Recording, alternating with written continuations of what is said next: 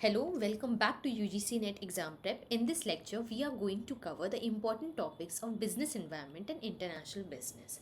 So, first of all, आपको तो पहले बेसिक पूरा पता होना चाहिए बिजनेस इन्वायरमेंट का, जैसे इंटरनल इन्वायरमेंट क्या होता है, एक्सटर्नल इन्वायरमेंट क्या होता है, माइक्रो इन्वायरमेंट, मैक्रो इन्वायरमेंट, ये सब बहुत इंपॉर्टेंट है आपके एग्जाम पॉइंट ऑफ व्यू से। ठीक है, यहाँ से क्वेश्चन अराइज होता है। क्वेश्चन कैसे आते हैं? What is not an element of internal environment या फिर एक्सटर्नल इन्वायरमेंट, ऐसे टाइप के क्वेश्चन। ये सब इंपॉर्टेंट टॉपिक्स है जो मैं मेंशन करी हूँ, ये तो पढ़ना ही है।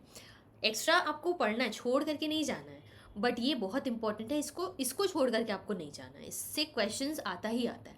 मैंने प्रॉपरली एनालाइज किया है पास्ट ईयर्स के पेपर्स को, उसके बाद मैं ये कंक्लूजन आप लोगों को बता रही। कुछ चीज़ें मैंने इस कॉपी में मेंशन किए हुए हैं जो कि स्लाइड में इंक्लूडेड नहीं है, सो हम उसको देख करके आप लोगों को बताएंगे। ठीक है, जो भी एक्स्ट्रा पॉइंट्स है वो सब। तो सबसे पहले एलिमेंट्स ऑफ बिजनेस एनवायरनमेंट आपको पता होना चाहिए। इंटरनल इन्वायरमेंट, एक्सटर्नल, ठीक है, ये वाला हो गया कवर। फिर क्या है? Business environment analysis. Business environment analysis, इसके अंडर जैसे आता है पेस्ट एनालिसिस। सो ये आपको पता होना चाहिए, इंपॉर्टेंट। नेक्स्ट क्या है? Consumer protection act. Consumer protection act 1986, इसमें से स्टेटमेंट टाइप ऑफ क्वेश्चंस आपका आता है। डिफरेंट डिफरेंट फोरम्स जो हो गया उसमें, जैसे कि लोकल फोरम में, स्टेट फोरम, नेशनल फोरम में किस टाइप के केसेस एड्रेस किए जाते हैं, ये सब आप लोग को इन डेप्थ पता होना चाहिए। यहाँ से इन डेप्थ क्वेश्चंस आता है, तो सो डीप में पढ़िएगा इसको। फिर difference between COPRA act 1986 and 1991, ये भी क्वेश्चंस आपका एग्जाम्स में बहुत पूछा जाता है। टाइप्स ऑफ बिजनेस एनवायरनमेंट, इसमें क्या है? इकोनॉमिक, डेमोग्राफिक, पॉलिटिकल, ये बहुत इंपॉर्टेंट है आपके एग्जाम पॉइंट ऑफ व्यू से। क्वेश्चंस आएगा यहाँ से, हर बार क्वेश्चंस आता है। Then globalisation and its drivers, ये इजी टॉपिक है। ठीक है, इसको छोड़ करके एकदम नहीं जाना। ड्राइवर्स बहुत इजी है, टेक्नोलॉजिकल हो गया जैसे एफडीआई वगैरह, ये सब इम्पोर्टेंट है। फिर आ गया इंडस्ट्रियल पॉलिसी 1991, इसमें से स्टेटमेंट बेस्ड ऑफ क्वेश्चंस आते हैं। फिर एफडीआई, एफपीआई, एफआईआई, एफआईआई, ये इंपॉर्टेंट है, इनका बीच का डिफरेंस इंपॉर्टेंट है। फिर और हो गया करंट रेट्स, क्वेश्चंस आया है इसमें कि करंट रेट्स एफडीआई वाला क्या है, वो वाला इंपॉर्टेंट हो जाता है। करंट रेट्स हो गया, रूल्स एंड रेगुलेशंस कुछ है, वो सब इंपॉर्टेंट हो जाता है। मेजरली इसमें क्या, कुछ छोड़ करके तो ऐसे नहीं जाना है, बट एफडीआई वाला अच्छे से बढ़ के जाएगा, वहाँ से क्वेश्चंस आता है। मॉनेटरी पॉलिसी, मॉनेटरी पॉलिसी जितने भी पॉलिसीज़ है इसमें क्या मैचिंग टाइप ऑफ क्वेश्चंस आता है कि monetary policy, physical policy, exam policy, trade policy. फिर आपको मैच करना है सेंटेंसेस के साथ, कौन सा किससे बिलोंग करता है। So this becomes very important. CSR, CSR का कौन कौन कंपनीज अगर सीएसआर के तरफ कंट्रीब्यूट नहीं करेंगे तो उनको पेनल्टीज लगेगा, ये इंपॉर्टेंट हो जाता है। मॉडल्स हो गया, सीएसआर का मॉडल हो गया। फिर इसमें से स्टेटमेंट बेस्ड ऑफ क्वेश्चंस बहुत आता है, सो ये भी बहुत इंपॉर्टेंट है। जितने भी चीज़ मेंशन किए जा रहे हैं वो बहुत इंपॉर्टेंट है आपके एग्जाम पॉइंट ऑफ व्यू से, तो छोड़ करके मत जाइएगा। फिर आता है फेमा, फेरा, स्टेटमेंट बेस्ड ऑफ क्वेश्चन आता है। फेमा से पूरा इन डेप्थ क्वेश्चंस पूछ लिया जाता है। स्टेटमेंट, लॉन्ग लॉन्ग स्टेटमेंट्स रहते हैं, आपको आइडेंटिफाई करना होता है, सो इसको भी इन डेप्थ पढ़ना है। फिर सार्क, नाफ्टा, ब्रिक्स, इसका year of establishment, headquarter, member countries become very important from your exam point of view. अभी कोई न्यू कंट्री अगर जुड़े हैं ब्रिक्स के साथ, नाफ्टा के साथ, कोई लीव करके जा रहा है, तो ये सब बहुत इंपॉर्टेंट है। करंट करंट जो भी न्यूज़ है इससे रिलेटेड, सो ये सब पढ़ना है आप लोगों को।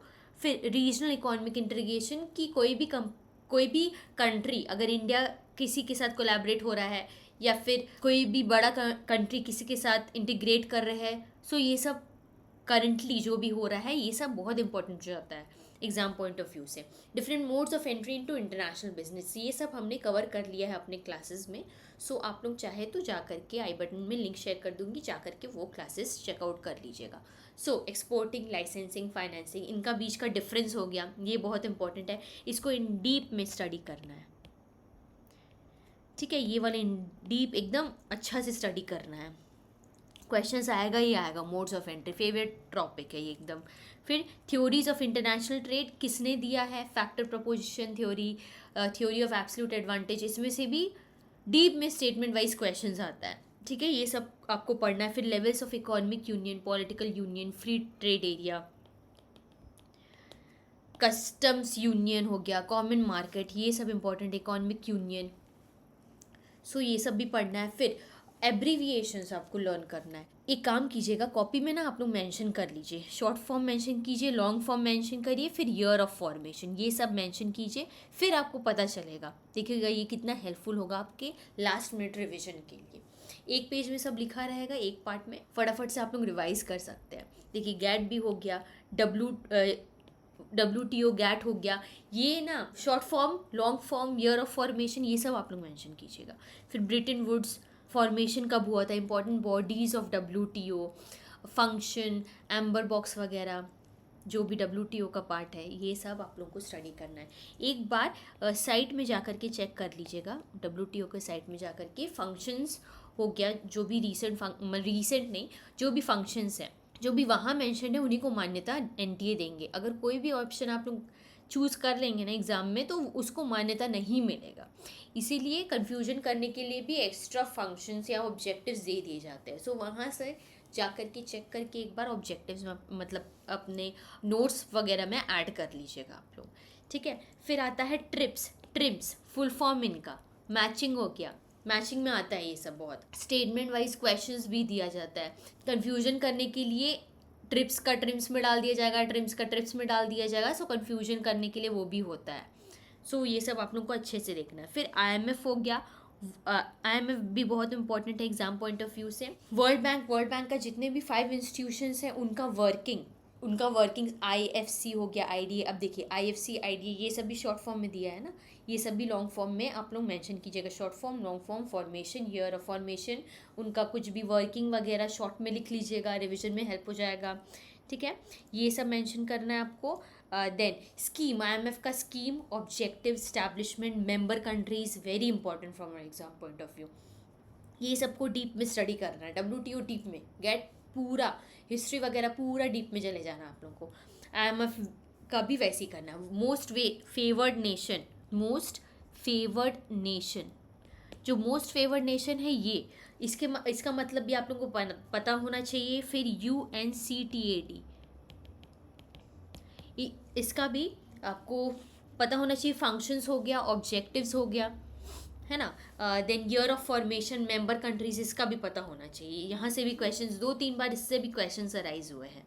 Then lastly I would like, हाँ, ये बैलेंस ऑफ पेमेंट हो गया, इम्पोर्टेंस, कॉम्पोनेंट्स, अकाउंट्स हो गया, इनका बहुत इंपॉर्टेंट है। यहाँ से भी बहुत बार क्वेश्चंस आता है, बहुत बार क्वेश्चंस आता है। EPRG थ्योरी, उपसला मॉडल, ये भी बहुत इंपॉर्टेंट है एग्जाम पॉइंट ऑफ व्यू से। अगर मैंने कुछ छोड़ दिया होगा तो आप लोग ना कमेंट बॉक्स में कमेंट कर दीजिएगा, तो क्या होगा, बाकी लर्नर्स के लिए भी ये हेल्पफुल हो जाएगा। So this was all about today's lecture.